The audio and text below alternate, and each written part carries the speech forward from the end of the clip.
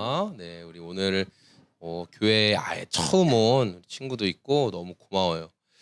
자, 오늘 우리가 함께 읽은 말씀 이사야서 말씀인데 오늘 원래 말씀 제목이 뭐냐면 성탄절이 기쁘지 않다면이에요. 민재는 성탄절이 기뻐요? 크리스마스가 기뻐요? 성탄절이란 말이 익숙하지 않을 테니까 크리스마스 기쁘죠. 왜 기뻐요? 가장 기쁜 이유는 크리스마스에는 인터셉트 하지 마세요. 맞아요. 크리스마스에 선물 받아요? 이제 맞아요. 선물도 받고 그날 또 빨간 날이라 쉬기도 하고 그쵸? 예, 여러 가지 가족들이 막 케이크도 불고 막 어느 순간 뭐 우리나라가 케이크 문화가 됐는지 모르지만 케이크도 불고 그렇게 다 즐거운 날이에요. 서로 선물도 교환하고 서로 좋아하고 그런 날이죠. 그런데 성탄절이 기쁜 날이고 좋은 날인데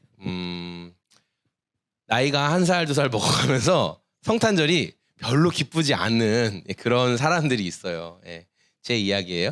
그래서 오늘 제목이 성탄절이 왜 기쁘지 않을까 한번 생각해 봤어요. 저는 누구보다도 성탄절을 사실 기뻐해야 될 사람인데 제가 왜 이렇게 성탄절이 기쁘지 않을까 이런 생각이 들더라고요. 그래서 한번 왜 우리가 성탄절이 기쁘지 않은지를 우리 말씀을 가지고 천천히 한번 살펴볼 거예요. 우리가 읽은 말씀은 이사야서라고 하는데 성경에는 그 예언자라는 말 들어봤어요? 혹시 예언자? 예언자 게임 같은 데도 사실 나오고 예언자는 앞에 있을 일을 미리 알려주는 사람을 예언자라고 하는데 성경에서의 예언자는 하나님이 앞에 일어날 일을 미리 이 사람에게 말해주는 거예요. 그래서 승건아 앞으로 이런 일이 벌어질 것이다 라고 알려주면 너는 가서 사람들에게 말해줘라. 그 사람이 예언자예요. 하나님의 말씀을 받아서 미리 말해주는 사람이 예언자인데 성경에는 여러 명의 예언자들이 등장하거든요. 하나님의 말씀을 미리 전하는 사람. 근데 그 가운데 이사야라는 예언자가 있었어요. 선지자라고도 하는데 그래서 이사야서의 내용이 엄청 길어요. 예언의 내용이 많아서 이사야서는 대예언서다 이렇게 이야기를 해요. 우리가 읽은 말씀의 배경은 어떻게 되냐면 이스라엘이 남쪽과 북쪽으로 서로 갈라져서 전쟁을 하고 있어요. 우리나라도 남쪽과 북쪽이 갈라져 있죠. 알아요? 맞아요. 우리는 어디 살아요? 말 잘해야 돼요. 우리 북쪽에 살아요. 이러면 안 되죠. 우리는 남쪽에 살고 있죠. 또 저 위에 북쪽이 있어요. 그래서 서로 이렇게 긴장 관계에 있어요. 이스라엘도 그런 나라였어요. 원래 하나로 통일된 나라였는데 왕들이 막 바뀌고 하면서 서로 갈라지게 되고 그러면서 문제가 점점 많아졌거든요. 특별히 오늘 이 이사야가 한 말씀은 남쪽에 유다란 나라가 있었는데 거기에 한 말씀이에요.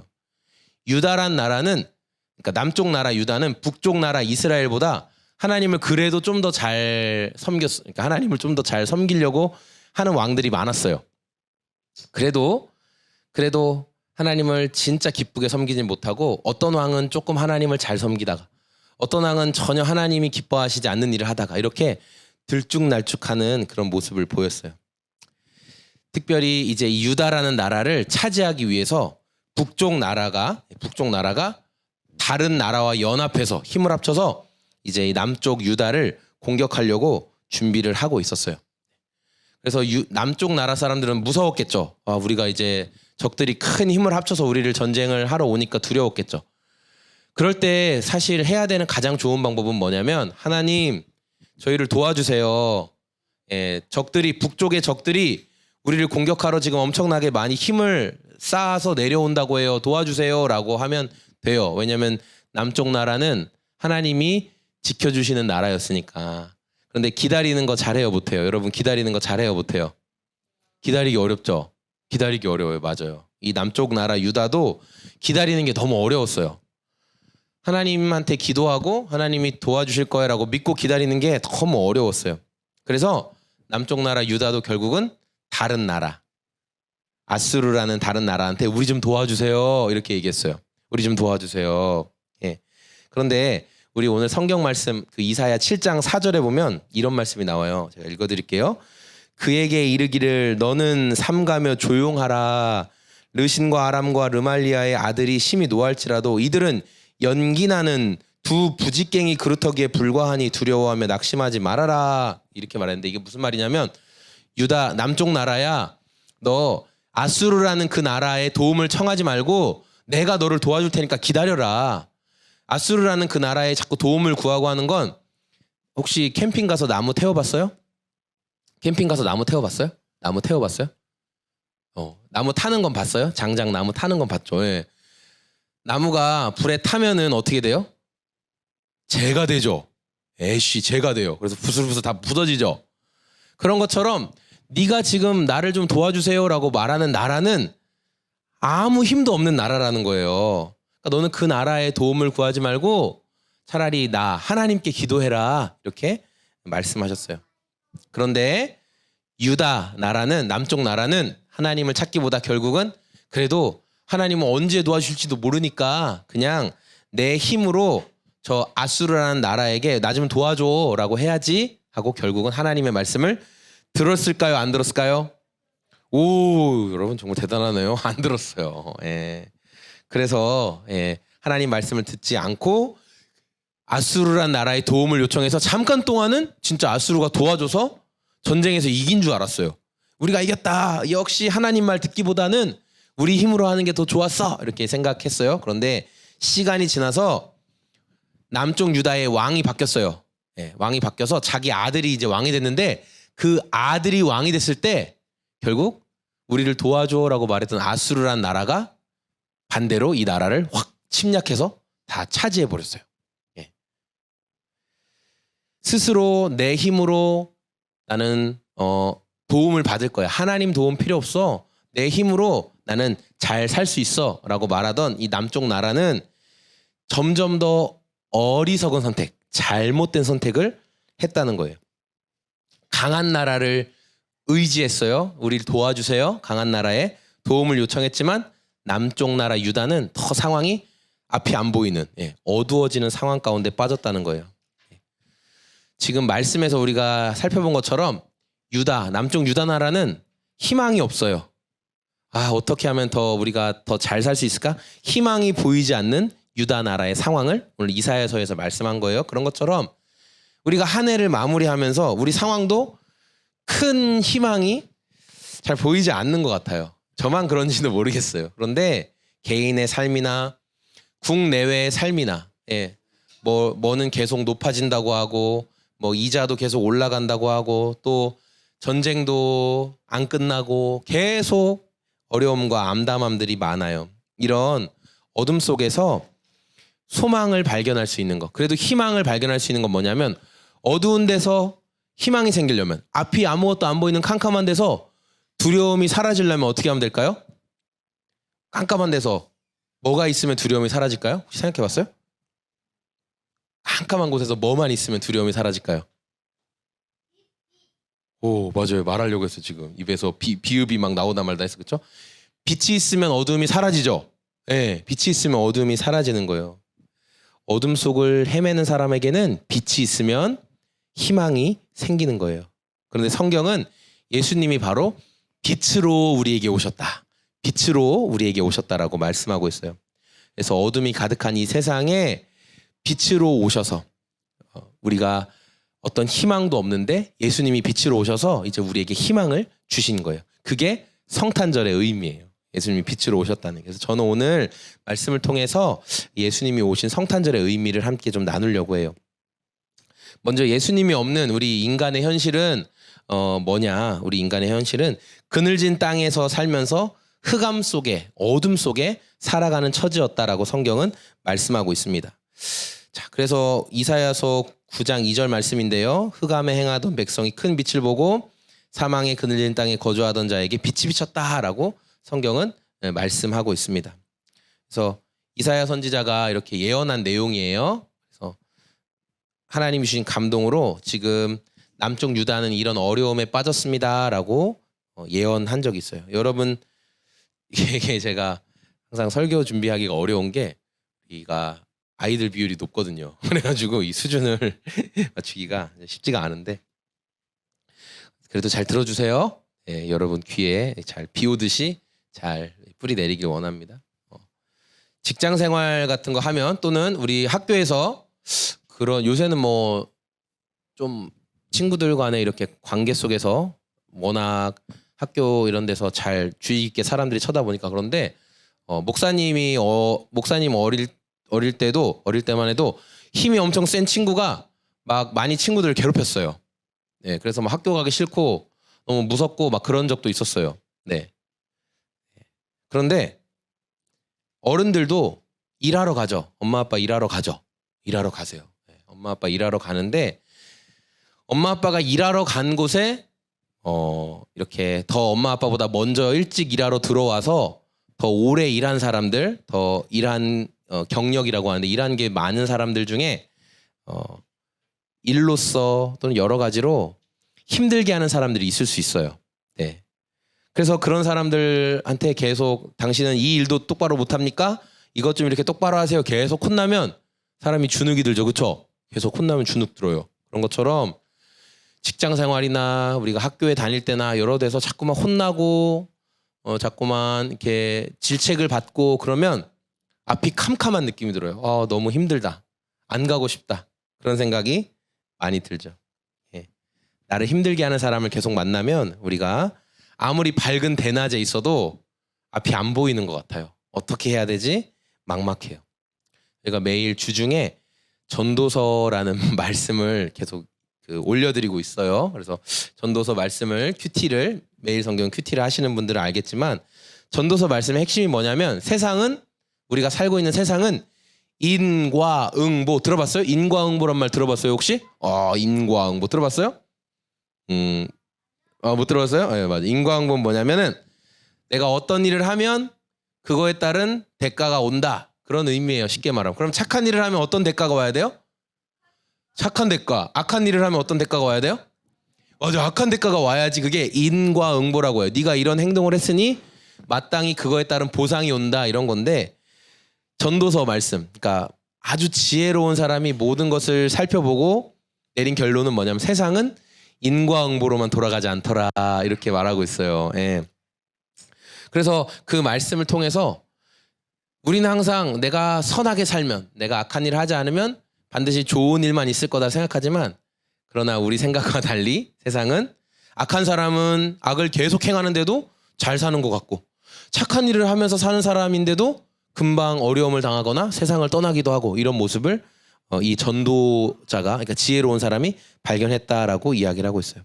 그런 것처럼 오늘 이사야가 예언한 내용 우리가 사람이 어둠 속에 살고 있다 보니까 악한 것과 고난 속에서 자유롭지 못하다라고 말씀하고 있는 거예요. 우리 오늘 성경 한번 보시면 거기 이사야 8장인데요. 이사야 8장 앞에서 8장을 한번 보세요. 8장에 이런 부분이야. 8장 21절에 보면 이 땅에서 헤매며 곤고하며 굶주릴 것이다 이렇게 나오고 또 8장 22절에 보면 땅을 굽어보아도 환난과 흑암과 고통뿐이다 라고 말하고 있어요. 그래서 사람들이 이 땅을 살아가면서 뭔가 땅을 굽어보면서 내가 스스로 할 수 있는 일을 찾아서 열심히 노력하고 애쓰지만 실제로 이 땅에서 벌어지는 일은 어둠과 힘든 일만 가득하다라고 성경은 말씀하고 있어요. 우리가 이제 살아가는 시대 속에서 정치, 경제, 사회, 문화 많은 부분에서 나에게 힘을 주시면 나를 찍어주시면 또 이 부분에 투자해 주시면 제가 더 나은 세상을 만들겠습니다라고 이야기를 많이 합니다. 그래서 과학기술이 발전하면 요새 막 AI 막 이런 거 자율주행 막 이런 거 막 나오잖아요. 사람이 엄청 편해지고 모든 게 다 행복해질 것처럼 생각해요.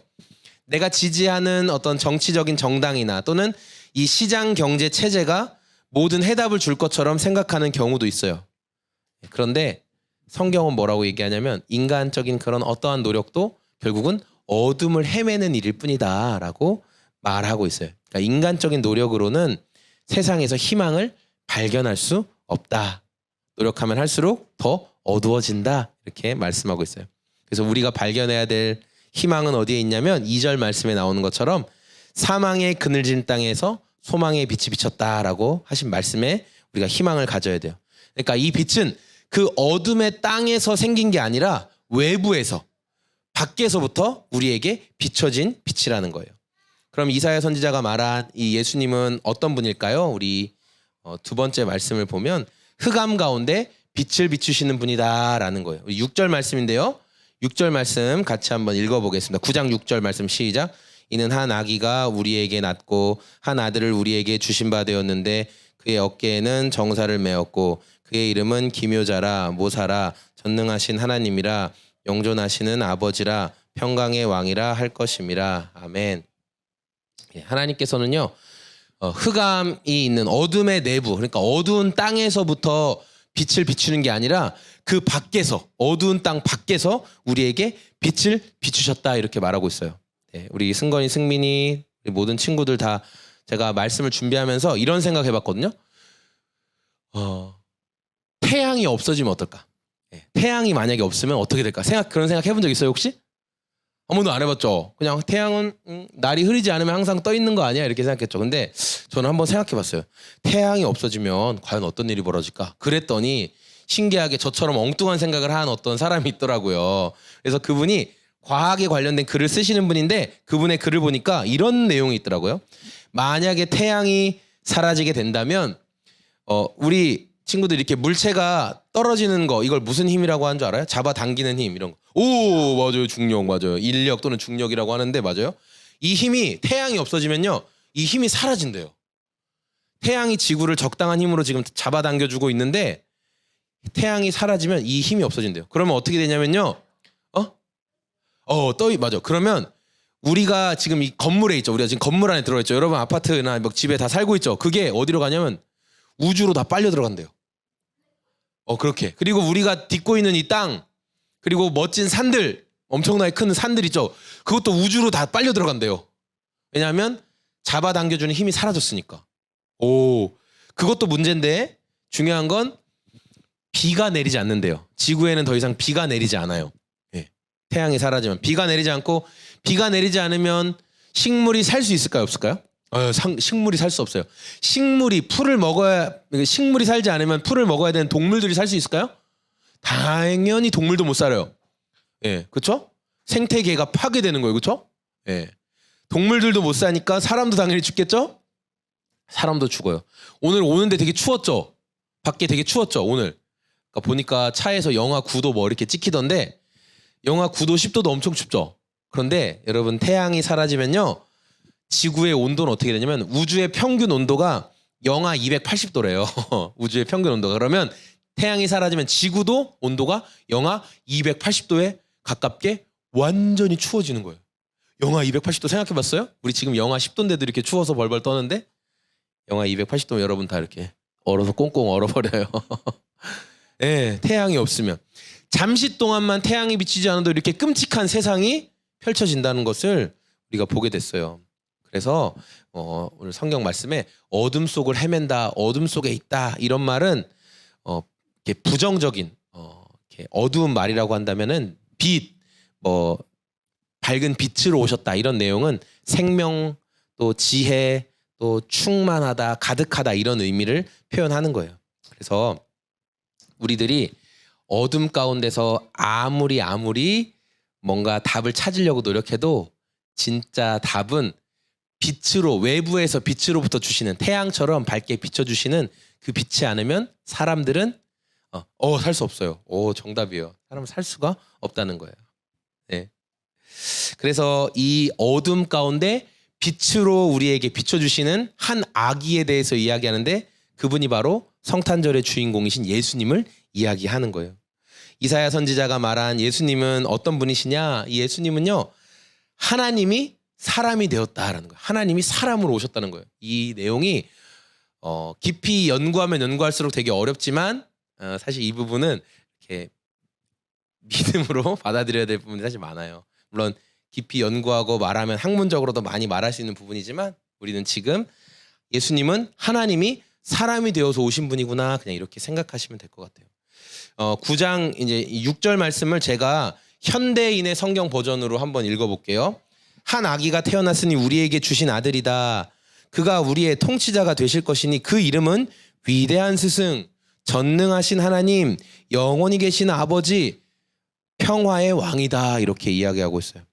그러니까 이 아이가 하나님이 우리에게 보내주신 아이다라고 말하고 있는데 되게 재밌는 거는 이 아기에게 아기에게 위대한 스승, 통치자, 전능하신 하나님, 영원히 계시는 분, 이런 말을 하는 게 너무 어려운 거예요.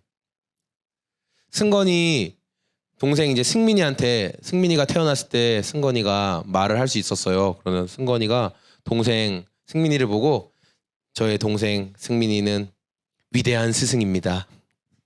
영원히 계시는 분이십니다. 평화의 왕으로 왔습니다. 그렇게 할 수 있어요? 말 벌써 말도 안 됩니다. 저는 제 동생에게 그렇게 말하지 않을 겁니다. 맞아요. 어떤 아이에게 이렇게 말하기는 너무 어려운 내용이에요. 아니 어떻게 도대체 저 별것도 아닌 별 볼 일 없는 아기에게 그런 말을 할 수 있을까? 우리들은 이해가 잘 되지 않는 말이에요. 그런 호칭, 영원한 왕, 우리의 지혜자, 통치자 이렇게 말할 수 있는 거는 하나님한테만 할 수 있는 말이거든요. 하나님한테만. 그런데 바로 태어나실 그 아기가 하나님이시기 때문에 그러한 호칭을 받게 된다는 거예요. 유일하신 우리를 만드신 온 세상과 우리를 만드신 하나님이 우리를 구하기 위해 우리와 똑같은 모습으로 세상에 오셨다라는 내용이 다른 어떠한 종교에서도 찾아보기 힘든 내용인 거예요. 그리스 로마 신화 이런 거 읽어봤어요? 그리스 로마 신화 이야기 들어봤죠? 자, 그리스 로마 신화 거기에도 여러 명의 신들이 등장합니다. 동양 우리 이제 아시아 동양과 서양에도 여러 명의 신들이 있는데 중요한 건 그런 그리스 로마 신화에 나오는 신들은 때로 어리석은 선택도 해요. 그리고 뭐 사람들과의 사이에서 어떤 잘못도 하기도 하고 그런 어리석은 신들의 모습으로 나타나요. 그럼에도 불구하고 신이 사람이 돼서 태어나는 내용은 없어요. 신이 자기가 만든 인간들을 구하고 싶어서 사람의 모습으로 와서 고통당하고 죽고 하는 내용은 없어요. 이 내용은 오직 성경에만, 기독교에만 이 내용이 있어요. 그래서 흑암 속에 살고 있는 어떠한 사람도 하나님께서 만족할 만한 재물이 될 수가 없었어요. 하나님께서 만족할 만한. 그래서 하나님 스스로가 죄가 없으신 하나님이 아기 예수로 오셔서 스스로 죄인을 구원하시기 위해서 죄를 감당하는 것. 너의 잘못을 내가 대신 내 어깨에 메고 내 것으로 여기고 내가 죽는다. 그것만이 하나님께서 인정하시는 유일한 길이었어요. 오늘 말씀을 마무리할 건데요. 자, 성탄절이 다가오고 있습니다. 성탄절 어둠 속에 살고 있는 우리 삶의 외부에서부터 밖에서부터 빛이 비춰지는 날이에요. 이 사건은 우연히 일어난 게 아니라 하나님이 구약 성경 옛날부터 많은 선지자들을 보내서 이런 일이 있을 거야 라고 예언하신 일이 이루어진 거예요. 어둠 속에 사는 인간들이 스스로 어떤 노력을 해도 빛을 낼 수가 없었어요. 희망을 가지고 수고할수록 더 어둠 속을 헤맬 뿐이었어요. 그런 인간들을 향해서 외부에서 밖에서부터 예수님이 빛으로 찾아오셨어요. 그래서 찬송가의 가사에 보면 이런 내용이 나와요. 예수님은 누구실까요? 예수님은 누구신가? 이렇게 얘기하는데 예수님은 우는 자의 위로가 되시고 없는 자의 풍성함이 되시고 천한 사람들의 높음이 되시고 잡혀있는 자, 갇힌 자들을 놓아주시는 분이다라고 성경은 예수님에 대해서 말씀하고 있습니다. 아무것도 할 수 없는 아기로 태어났어요. 아기들은 아무것도 못해요. 어린 시절에 부모님이 다 돌봐주지 않으면 아무것도 못해요. 그런데 신이 그런 아기의 모습으로 오셨다는 거예요. 그리고 인간이 겪는 모든 고난을 그대로 겪으셨어요. 우리가 그래서 그 모든 것들을 진짜 겪으셨기 때문에 우리와 함께 울고 웃어주실 수 있는 분이세요. 예수님은 하나님이신데도 그러니까 고통을 안 받아도 되는데도 고생하셨고 또 자기가 정말 믿고 신뢰하던 제자들이 있었거든요. 그 제자들이 예수님을 배신했어요. 예수님을 돈 주고 팔아넘겼어요. 예수님은 그리고 죽임까지 당하셨어요.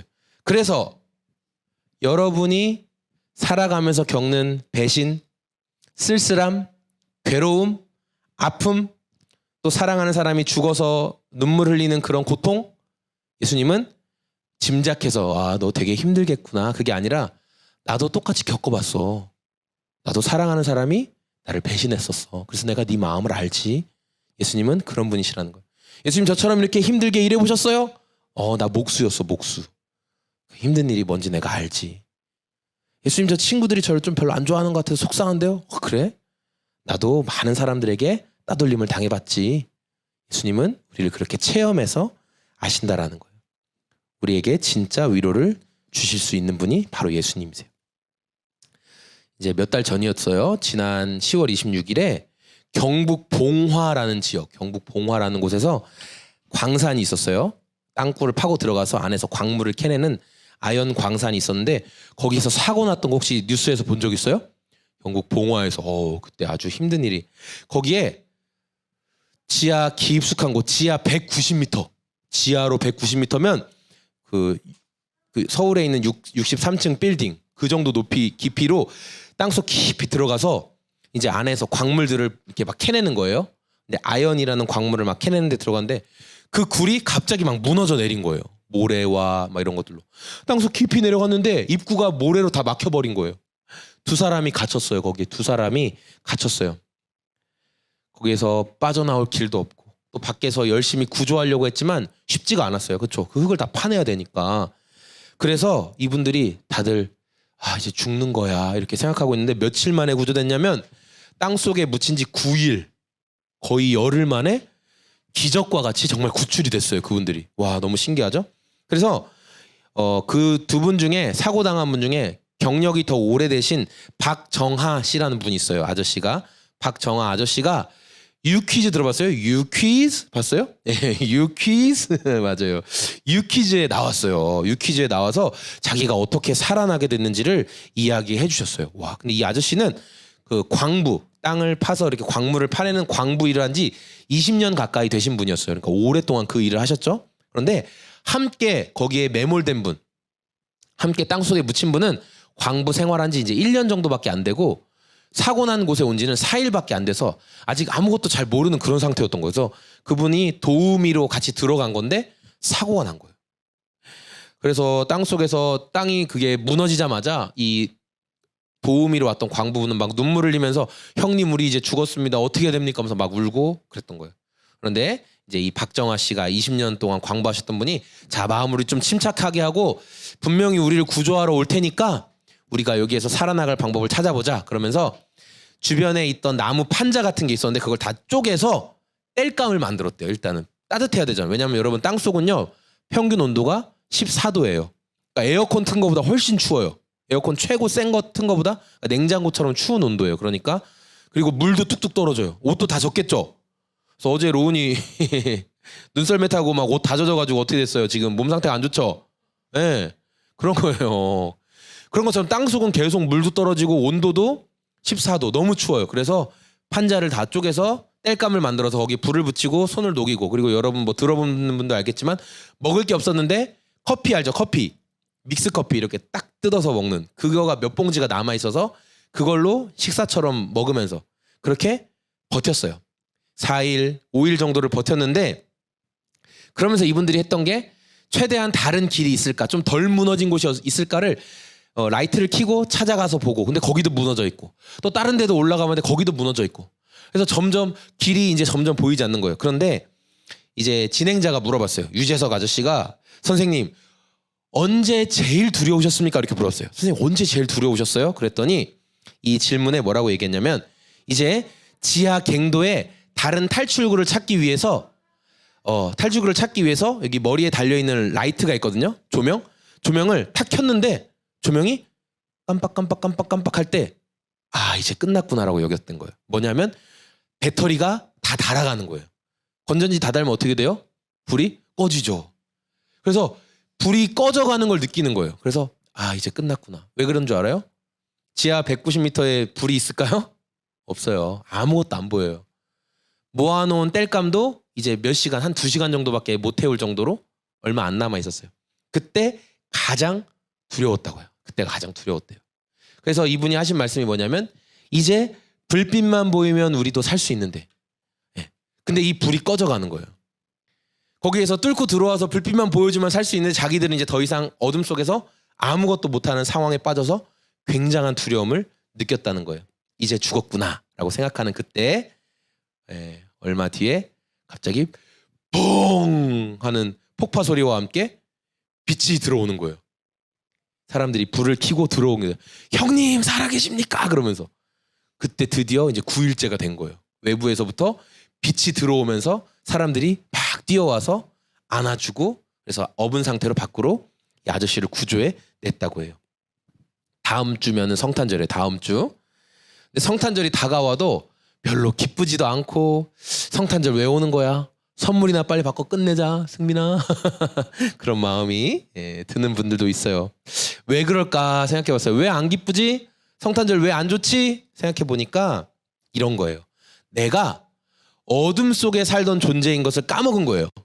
나는 원래 괜찮은 사람이었어. 나는 원래 착하고 나는 원래 하나님이 봐도 야, 너 정말 멋진 사람이다 라고 말할 수 있는 나는 그런 사람이었어 라고 생각을 하다 보니까 내가 빛으로 오신 예수님에 대한 고마움도 없고 난 원래 대단한 사람이야 라는 착각을 하기 때문에 예수님이 오신 날이 별로 안 기쁜 거예요.